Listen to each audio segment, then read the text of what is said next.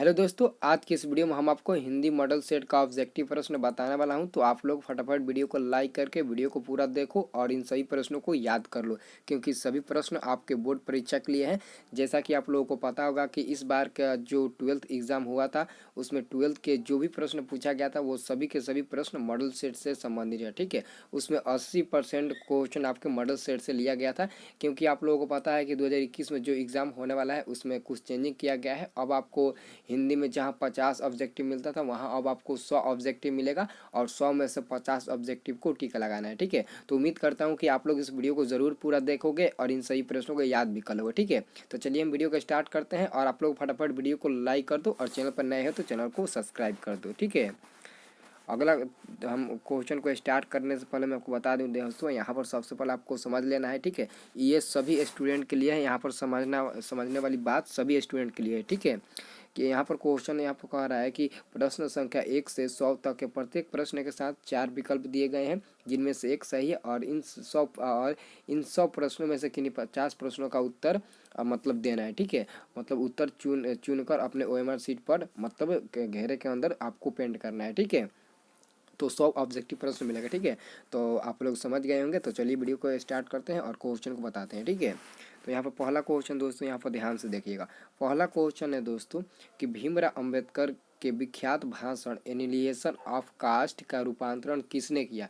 तो हम इसका सही उत्तर क्या देंगे, ललन सिंह यादव। आपका आंसर हो जाएगा ऑप्शन नंबर ए हो जाएगा ललन सिंह यादव। ठीक है, ललन सिंह यादव आपका ऑप्शन नंबर ए हो जाएगा। ठीक है, अब अगला प्रश्न दोस्तों देखेंगे कि नलिन बिलोचन शर्मा का जन्म कब हुआ था। नलिन बिलोचन शर्मा का जन्म कब हुआ था, तो हम इसका सही उत्तर देंगे ऑप्शन नंबर ए 18 फरवरी सन 1916 ईस्वी में नलिन बिलोचन शर्मा का जन्म हुआ था। ठीक है, अगला प्रश्न है 3 नंबर, सेन साहब को कितनी लड़कियां हैं। तो सेन साहब को 5 लड़कियां हैं। ठीक है, इसका आंसर हो जाएगा ऑप्शन नंबर डी। अगला क्वेश्चन है 4 नंबर की अग्रजा शब्द में प्रत्यय है।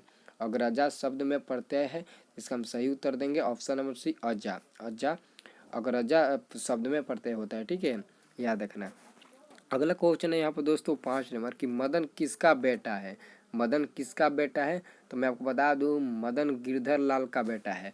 और अगर आपसे पूछे कासू किसका बेटा है तो आप लोग सेन साहब को बताना, और कासू का दूसरा नाम क्या है आपको पता होगा तो आप कमेंट बॉक्स में ज़रूर बताना कि कासू का दूसरा नाम क्या है। ठीक है, क्योंकि जब भी क्वेश्चन पूछा जाता है वो कभी कभी क्वेश्चन ऐसे भी करके पूछ दिया जाता है कि कासू का दूसरा नाम क्या है, तो खोखा। ठीक है, कासू का दूसरा नाम क्या है, खोखा। तो आप लोग याद रखना खोखा और कासू दोनों एक ही है। ठीक है, और मदन कौन है, तो मदन गिरधर लाल का बेटा है जो कि सेन साहब का नौकर है। ठीक है, और अगला क्वेश्चन है 6 नंबर कि महारानी विक्टोरिया के द्वारा किसे नाइट की उपाधि प्रदान की गई थी। तो हम इसका सही उत्तर क्या देंगे, ऑप्शन नंबर बी देंगे, मैक्स मूलर को। ठीक है, ऑप्शन नंबर बी हो जाएगा। ठीक है, अगला प्रश्न है 7 नंबर की हिंदी कविता में प्रप्तवाद के प्रवर्तक कौन है। तो इसका हम सही उत्तर क्या देंगे, ऑप्शन नंबर बी देंगे, नलिन बिलोचन शर्मा। ऑप्शन नंबर बी देंगे। ठीक है, अगला क्वेश्चन है कि आत्मसात शब्द में प्रत्यय कौन है। तो इसका हम सही उत्तर क्या देंगे, ऑप्शन नंबर सी देंगे, तो आधा तो यहाँ पर तो है और यहाँ पर थोड़ा सा यहाँ पर विसर्ग के रूप में आपको दिखाई दे रहा होगा, उसको हम लोग आधा तो कहते हैं। ठीक है, याद रखना। अगला प्रश्न है यहाँ पर दोस्तों 9 नंबर। ठीक है, 9 नंबर प्रश्न है कि विचार और वितर्क किस लेखक की रचना है। इसका हम सही उत्तर क्या देंगे, ऑप्शन नंबर ए देंगे, हजारी प्रसाद द्विवेदी। ठीक है, नाखून क्यों बढ़ते हैं, इसके लेखक वही है हजारी प्रसाद द्विवेदी। ठीक है, अगला क्वेश्चन है दोस्तों यहाँ पर 10 नंबर कि नाखून बार बार काटते रहना और अलंकृत करते रहना निरूपित करता है। तो इसका हम सही उत्तर क्या देंगे, ऑप्शन नंबर डी देंगे, सुंदरता और स्वास्थ्य पर ध्यान देने का। ठीक है, आंसर देगा ऑप्शन नंबर डी हो जाएगा। ठीक है, या फिर इसका आंसर ऑप्शन नंबर डी होगा या फिर इसका आंसर ए होगा। यहाँ पर थोड़ा कन्फ्यूजन कर देने वाली क्वेश्चन है कि नाखून बार बार काटते रहना और अलंकृत करते रहना निरूपित करता है किसको, सौंदर्य बोध और सांस्कृतिक चेतना को। यहाँ पर दोस्तों बहुत ही कन्फ्यूजन वाली क्वेश्चन है, आप लोग इसका ध्यान से मतलब क्वेश्चन को पढ़कर आंसर देना। इसका सही जो आंसर होगा ऑप्शन नंबर डी ही होगा, सुंदरता और स्वास्थ्य पर ध्यान देने का। ठीक है, आंसर क्या हो जाएगा, ऑप्शन नंबर डी हो जाएगा। अगला प्रश्न है 11 नंबर। ठीक है, 11 नंबर प्रश्न की घृणा शब्द का विलोम है। घृणा शब्द का विलोम क्या है, इसका तो आंसर आप लोग फटाक से बता सकते हो कि घृणा शब्द का विलोम होता है प्रेम। प्रेम का उल्टा घृणा होता है। ठीक है, और अगला प्रश्न है 12 नंबर, हवा का लिंग निर्णय करे। हवा क्या है दोस्तों, यहाँ पर आप किसी से भी पूछ सकते हो कि हवा क्या है, तो कोई कहेगा हवा पुल्लिंग है, कोई कहेगा हवा स्त्रीलिंग है। लेकिन यहाँ पर आप लोग एक शब्द बनाना, एक वाक्य बनाना हवा से। हवा बहती है, तो हवा बहती है, हवा बह रही है, यानी कि सारा का सारा जो हमारा आंसर मिल रहा है वो लड़की के रूप में मिल रहा है। तो इसका मतलब कि यह जो आंसर होगा वो ऑप्शन नंबर आपका ए होगा, क्योंकि स्त्रीलिंग होगा। ठीक है। और अगला क्वेश्चन है 13 नंबर की, कुल 4 आदमी है, रेखांकित शब्द में पदबंध है। कुल 4 आदमी है, रेखांकित शब्द में कौन पदबंध है? तो इसका हम सही उत्तर क्या देंगे? ऑप्शन नंबर बी देंगे, विशेषण। ठीक है। अगला क्वेश्चन है 14 नंबर दोस्तों। दोस्तों यहाँ पर 14 नंबर प्रश्न है कि उसने अपने मित्र का पुस्तकालय खरीदा, वाक्य है। उसने अपने मित्र का पुस्तकालय खरीदा, वाक्य है। तो इसका हम सही उत्तर क्या देंगे? ऑप्शन नंबर ए देंगे। ठीक है, मिश्र वाक्य। अगर अगला प्रश्न, नक्षत्र लोक किस लेखक की कृति है? नक्षत्र लोक किस लेखक की कृति है? तो इसका हम सही उत्तर देंगे, ऑप्शन नंबर बी, गुणाकर मूल्य। ठीक है। और अगला प्रश्न है 16 नंबर दोस्तों, जिसकी उपमा दी जाए के लिए एक शब्द है। तो इसका सही उत्तर क्या देंगे? ऑप्शन नंबर ए हो जाएगा, उपमान। ठीक है। अगला क्वेश्चन है कि मराठी भाषा की लिपि क्या है? तो देवनागरी लिपि होगा, जो कि ऑप्शन नंबर आपको डी में दिखाई दे रहा होगा। ठीक है, ऑप्शन नंबर डी हो जाएगा।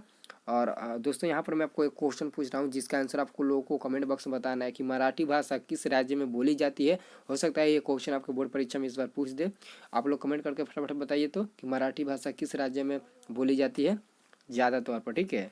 और अगला क्वेश्चन है 18 नंबर दोस्तों कि धारा नागरी के कौन परमार परमार शासक विधानुरागी थे? तो इसका सही आंसर क्या होगा? आपका आंसर हो जाएगा ऑप्शन नंबर बी हो जाएगा, भोज। ठीक है। अगला प्रश्न है 19 नंबर दोस्तों कि महाविद्यालय नामक कहानी संग्रह किनकी रचना है? तो इनका हम सही उत्तर देंगे, option number C, Vinod Kumar Shukla. ठीक है। और 20 नंबर प्रश्न है कि बहादुर की माँ गुस्से से पागल क्यों हो गई थी? बहादुर ने भैंस को मारा था, बहादुर ने कुत्ते को मारा था, बहादुर ने बिल्ली को मारा था, बहादुर माँ का काम नहीं करता था, बहादुर भैंस को मारा था, इन्हीं के कारण। ठीक है। तो इसका सही उत्तर क्या हो जाएगा? ऑप्शन नंबर ए हो जाएगा। ठीक है, बहादुर ने भैंस को बहुत मारा था, जिसके कारण भैंस भागकर बहादुर के माँ के पास चली आई थी। ठीक है। और अगला क्वेश्चन है 21 यानी कि 21 नंबर। 21 नंबर प्रश्न है दोस्तों कि किसने सोवियत संघ पर आक्रमण किया? तो इसका सही क्या आंसर हो जाएगा? दोस्तों यहाँ पर काफ़ी इंपॉर्टेंट प्रश्न है, इसको आप लोग रट्टा मार लेना। हिटलर ने सोवियत संघ पर आक्रमण किया था। ठीक है। और 22 नंबर प्रश्न है कि यदि मनुष्य परिस्थितियों का नियामक नहीं है तो परिस्थितियाँ भी मनुष्य की नियामक है या फिर नहीं है? तो इसका हम सही उत्तर क्या देंगे? ऑप्शन नंबर बी देंगे, नियामक नहीं है। ठीक है। और अगला क्वेश्चन क्या है 23 नंबर, देखिए तो 23 नंबर क्वेश्चन है कि गुदड़ी गुदड़ी का लाल मुहावरे का अर्थ है। गुदड़ी का लाल मुहावरे का अर्थ है। तो इसका सही आंसर क्या हो जाएगा? ऑप्शन नंबर बी हो जाएगा, गरीब के घर में गुणवान का उत्पन्न होना। ठीक है। अगला क्वेश्चन 24 नंबर है। ठीक है। 24 नंबर दोस्तों क्वेश्चन है कि गणेश शब्द का पर्यायवाची है। गणेश शब्द का पर्यायवाची है। तो इसका आंसर हो जाएगा ऑप्शन नंबर ए हो जाएगा, लंबोदर। ठीक है। और अगला प्रश्न है 25 नंबर कि प्रतिदिन शब्द कौन समास है? प्रतिदिन शब्द कौन समास है? तो इसका सही आंसर क्या हो जाएगा? देखिए तो तत्पुरुष ऑप्शन नंबर ए में दिया है, और ऑप्शन नंबर बी में कर्मधारय दिया है, ऑप्शन नंबर सी में द्विगु दिया है, और ऑप्शन नंबर डी में अव्ययीभाव समास दिया है। तो इसका आंसर हो जाएगा ऑप्शन नंबर डी होगा, अव्ययीभाव समास। ठीक है। और अगला प्रश्न है 26 नंबर है। ठीक है।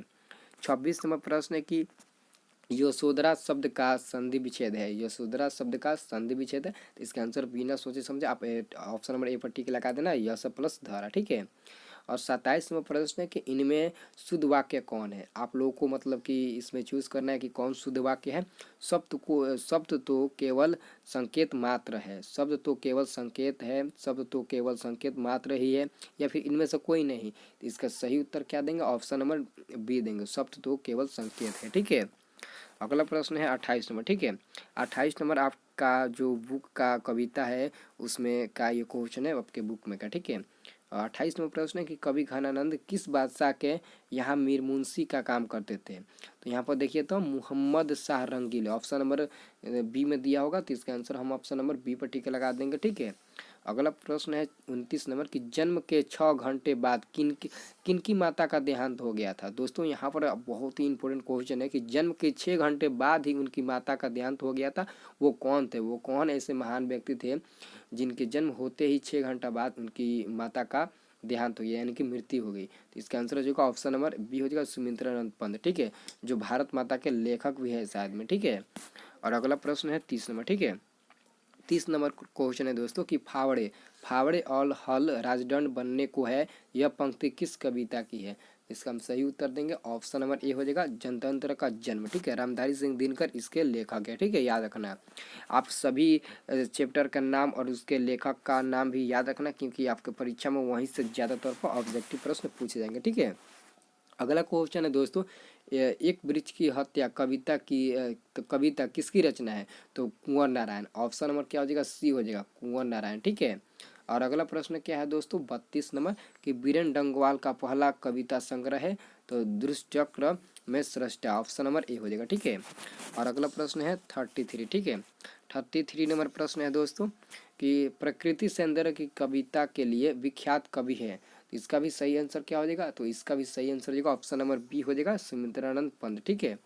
और 34 नंबर प्रश्न है कि किस कवि ने वर्णाश्रम अवस्था और कर्मकांड का विरोध करके निर्गुण ब्रह्म की भक्ति का प्रचार किया। तो इसका हम सही उत्तर देंगे ऑप्शन नंबर क्या देंगे डी देंगे, ठीक है, गुरु नानक, ठीक है। अगला प्रश्न है दोस्तों यहाँ पर 35 नंबर, ठीक है। 35 नंबर प्रश्न है कि नगर संवेदना के कवि है, नगर संवेदना के कवि हैं, तो नगर संवेदना के कवि कहना दोस्तों यहाँ पर देखिए तो यह क्वेश्चन आपके पाठ के बीचों बीच से लिया गया है, यह क्वेश्चन आपके पाठ के बीचों बीच से पूछा गया है। इसलिए दोस्तों आप लोग कविता का जो इतना भी पाठ होगा आप लोग सबका रिवीजन आप लोग जरूर देना, कहानी प्लस भाषण जो भी मतलब कि होगा आप लोग बुक से संबंधित आप लोग पढ़ लेना, ठीक है, क्योंकि वहीं से क्वेश्चन पूछे जाते हैं। और इस बात तो आपके बोर्ड परीक्षा में 100 ऑब्जेक्टिव प्रश्न पूछा जाएगा, तो वहीं से पूछा जाएगा, आप लोग याद कर लेना, ठीक है। तो इसका आंसर क्या हो जाएगा ऑप्शन नंबर हो जाएगा बी नंबर बीरेन डंगवाल, ठीक है। और अगला प्रश्न है 36 नंबर की दुर्दांत मानवीय विभीषिका का चित्रण करने वाली कविता है। तो इसका भी आंसर क्या हो जाएगा, आपका आंसर हो जाएगा ऑप्शन नंबर ए हो जाएगा हिरोशिमा, ऑप्शन नंबर ए हो जाएगा, ठीक है। अगला प्रश्न आपको मिलेगा 37, ठीक है। 37 नंबर प्रश्न है दोस्तों कि गुरु नानक के पद है, गुरु नानक के पद है, तो गुरु नानक का आप लोगों को पद याद होगा, अगर उनके बारे में आप लोग पढ़े होंगे तो उनका जो भी मतलब कि हेडलाइन दिए होंगे, जो भी मतलब कि वाक्य उन्होंने लिखा होगा तो आपको याद होगा, तो आप लोग बता दीजिए इसके कि इसका आंसर क्या होगा, ठीक है। तो आप लोग तो पढ़े होंगे तो आप लोग जरूर बता सकते हो। तो इसका आंसर एक ऑप्शन नंबर बी हो जाएगा प्रेम एवं भक्ति के मधुर गीत, ठीक है, उनका यह पद है, प्रेम और भक्ति के मधुर गीत गुरु नानक का पद है, ठीक है। और अगला प्रश्न है 38 नंबर कि रसखान द्वारा कृष्ण लीला का गान किया गया है पदों में, दोहों में, सवयों में या फिर धनाक्षरी में। तो इसका सही उत्तर क्या हो जाएगा ऑप्शन नंबर ए हो जाएगा, ऑप्शन नंबर डी होगा, ठीक है, सवयों में किया गया था, ठीक है। और अगला प्रश्न है 39, ठीक है।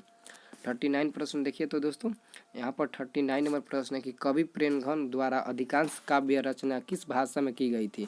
तो इसका सही उत्तर हम देंगे ऑप्शन नंबर बी देंगे ब्रज भाषा और अवधि, ठीक है। अगर ऑप्शन में अवधि रहे तो आप अवधि पर टिक लगा सकते हैं और ब्रज भाषा भी टिक लगा सकते हैं, अगर दोनों रहे तो आप लोग दोनों पर टिक लगाना, ठीक है। और 40 नंबर प्रश्न कि स्वर्ण किरण किस कवि की रचना है। तो इसका हम आंसर क्या देंगे ऑप्शन नंबर सी देंगे सुमित्रानंद पंत, ठीक है। अगला प्रश्न है 41 नंबर दोस्तों कि आत्मजयी नामक प्रबंध काव्य किस कवि द्वारा लिखा गया है। तो इसका आंसर क्या हो जाएगा ऑप्शन नंबर सी हो जाएगा कुंवर नारायण, ठीक है। और 42 नंबर प्रश्न है कि आधुनिक साहित्य में एक प्रमुख प्रतिभा थे। तो इसका हम आंसर क्या मारेंगे ऑप्शन नंबर ए मारेंगे सही वत्स्यायन अज्ञा, यानी कि सही का मतलब क्या वो अति सच्चिदानंद हीरानंद वत्स्यायन अज्ञा, ठीक है। और कभी कभी पूछ देता है आपके 1 नंबर में क्वेश्चन में ऑब्जेक्टिव में कि अज्ञाय का पूरा नाम क्या है, इस अज्ञाय का पूरा नाम क्या है, तो आप लोग बताना सच्चिदानंद हीरानंद वत्स्यायन अज्ञाय का पूरा नाम होता है, ठीक है। यह क्वेश्चन इंपॉर्टेंट है, ठीक है। अगला क्वेश्चन है 43 नंबर, ठीक है। 43 यानी कि 43 नंबर प्रश्न है कि किसने जिंदगी में पहली बार अस्पताल का विरोध नहीं किया था। किसने ज़िंदगी में पहली बार अस्पताल का विरोध नहीं किया था। तो आप लोग दही वाली मंगमा या फिर दही वाली मंगमा नहीं दोस्तों, माँ चैप्टर के बारे में आप लोग पढ़ा होगा, जिसका लेखक ईश्वर पेटलीकर है, ठीक है। तो ईश्वर पेटलीकर के अगर बारे में आप लोग पढ़े होंगे तो इसका आंसर आप लोग फटाक से बता सकते हैं, क्योंकि अस्पताल के बारे में आज तक कभी नहीं माँ विरोध की थी, ठीक है। तो माँ ही एक थी जो जिन्होंने पहली बार अस्पताल का विरोध नहीं किया था, ठीक है। और अगला क्वेश्चन है यहाँ पर दोस्तों उसी चैप्टर से संबंधित है कि माँ रात में कितने बजे हॉस्पिटल से लौटकर घर आई। माँ रात में कितने बजे हॉस्पिटल से घर लौट कर आई, तो 11:15 बजे। मैं आपको बताया था, ठीक है, 11:15 बजे, ऑप्शन नंबर ए हो जाएगा, ठीक है। और यहाँ पर दोस्तों 45 नंबर क्वेश्चन पूछ दिया कि गांव में जुआड़ी किस्म का व्यक्ति कौन था। तो दोस्तों ये तो प्रश्न आपके दही वाली मंगमा चैप्टर से लिया गया है, क्योंकि दही वाली मंगमा में एक जुआड़ी नाम का लड़का रहता था जिसका नाम था रंगपा, जो कि मंगमा के बहू के साथ मतलब कि अत्याचार करता था, ठीक है, यानी कि वो लूचा लफंगा किस्म का आदमी था, ठीक है। तो इसका आंसर हो जाएगा ऑप्शन नंबर सी हो जाएगा, रंगपा। गांव में जुआड़ी नाम का एक व्यक्ति रहता था जिसका नाम था रंगपा, ठीक है। अगला प्रश्न आपको मिलेगा 46, ठीक है। 46 नंबर प्रश्न है दोस्तों कि सातकोड़ी होता किस भाषा का प्रमुख कथाकार है। सातकोड़ी होता किस भाषा का प्रमुख कथाकार है, तो आपको बताया था कि सातकोड़ी होता उड़िया कहानी है। क्या है? उड़िया कहानी। दोस्तों यहाँ पर देखिए ऐसे ही प्रश्न पूछा जाता है। मैं आपको अभी बताया कि आपका जो 12th एग्जाम इस बार के हुआ है उसमें सभी प्रश्न मॉडल सेट और मॉडल पेपर से ही उठाया गया है। तो आप लोग को भी यह क्वेश्चन आ सकता है, तो आप लोग सतर्क रहना और सभी प्रश्नों को एक एक करके याद कर लेना, ठीक है। और यहाँ पर 47 नंबर प्रश्न है कि देवी नदी का बांध के नीचे किसका घर था। तो यहाँ पर लक्ष्मी का घर होना चाहिए, ठीक है। तो देखिए तो इसका लक्ष्मी यहाँ पर ऑप्शन नंबर कितना में दिया है, तो इसका देखिए तो ऑप्शन नंबर सी में दिया है, तो ऑप्शन नंबर सी हो जाएगा, लक्ष्मी का घर देवी नदी के बांध के नीचे था, ठीक है। और अगला प्रश्न है यहाँ पर दोस्तों काफ़ी इंपॉर्टेंट प्रश्न है कि 48 में मंगू के अलावा माँ की कितने संतानें थी।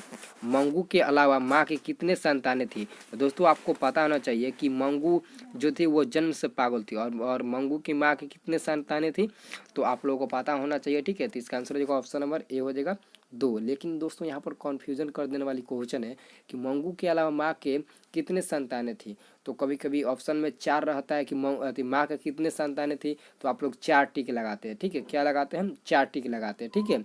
तो यहाँ पर दोस्तों याद रखना है, यहाँ पर बुक में जो दिया है वो दिया है मंगू माँ के 4 संतानें हैं। 2 बड़े पुत्र जिनकी शादी हो गई है और अपने बीवियों के साथ वो बाहर रहते हैं, और 2 लड़की है, एक लड़की का विवाह हो गया है और दूसरी लड़की जन्म से पागल है, ठीक है। दूसरी लड़की जन्म से मंगू यानी कि पागल है, और एक लड़की की शादी हो गई है, और दूसरा 2 लड़का है जो कि अपने बीवियों के साथ शादी करके बाहर रहते हैं, ठीक है। तो ये क्वेश्चन कह रहा है कि मंगू के अलावा माँ की कितने संतानें थी। संतानें, यहाँ पर संतानें बात कर दिया तो लड़का लड़की दोनों आ जाएगा, इसलिए दोस्तों यहाँ पर कन्फ्यूजन कर देने वाली ये क्वेश्चन है। आप लोग इस क्वेश्चन को पहले ध्यान से सोचना और बुक को पढ़ लेना, उसके बाद से इसका आंसर देना कि इसका आंसर 2 होगा या फिर 3 होगा, क्योंकि माँ के टोटल संतान 4 है। माँ के टोटल संतान 4 है, जिनमें से 2 पुत्र हैं और 2 पुत्रियां हैं। तो 2 पुत्र का शादी हो गया है और एक पुत्रिया का भी शादी हो गई है, और एक पुत्रिया है जो जन्म से पागल है, ठीक है। आप लोग ध्यान से इस क्वेश्चन को टिक लगाना, क्योंकि यह क्वेश्चन 100% इस बार आएगा, ठीक है। तो यहाँ पर इसका आंसर ए होगा या फिर ऑप्शन नंबर बी होगा, ये आपको हमारे कमेंट बॉक्स में बताइए अगर आप लोग बुक पढ़े हैं तो, ठीक है। अगला क्वेश्चन है 49 नंबर दोस्तों कि किसने सीता को रसमलाई भेजी थी। किसने सीता को रसमलाई भेजी थी, तो इसका हम सही उत्तर देंगे, ऑप्शन नंबर ए देंगे, पुष्पा ने सीता को रसमलाई भेजी थी, ठीक है। और अगला प्रश्न क्या है 50 नंबर दोस्तों कि सीता के बड़े लड़के का क्या नाम था। सीता के बड़े लड़के का क्या नाम था, तो दोस्तों मैं आपको बता दूं सीता के बड़े लड़के का कैलाश नाम था, ठीक है। तो इसका आंसर हो जाएगा ऑप्शन नंबर ए, ठीक है ना दोस्तों। दोस्तों यहाँ पर बहुत ज़्यादा इसका हम लोग टाइम ले लिए हैं इस वीडियो में, तो आप लोग क्या कीजिए कि इस वीडियो को यहीं तक रोक दीजिए, और अब जो मतलब कि 50 से आगे का ऑब्जेक्टिव है, जैसे 1 से लेकर 50 तक इस वीडियो में हम आपको बता देते हैं, और इसका बाद से जो वीडियो आएगा उसमें 50 से लेकर 100 तक का ऑब्जेक्टिव प्रश्न बता देंगे। तो वो पार्ट 2 का काम करेगा और ये पार्ट 1 का काम करेगा। आप लोग याद करने में भी कोई दिक्कत नहीं होगा। तो आप लोग क्या कीजिए कि आप लोग फटाफट चैनल पर बने रहना चाहते हो तो फटाफट चैनल को सब्सक्राइब करके बेल आइकन को प्रेस कर लीजिए, और ऐसे ही मतलब और सारी वीडियो को देखने के लिए हमारे चैनल पर हमेशा के लिए बने रहिएगा, ठीक है।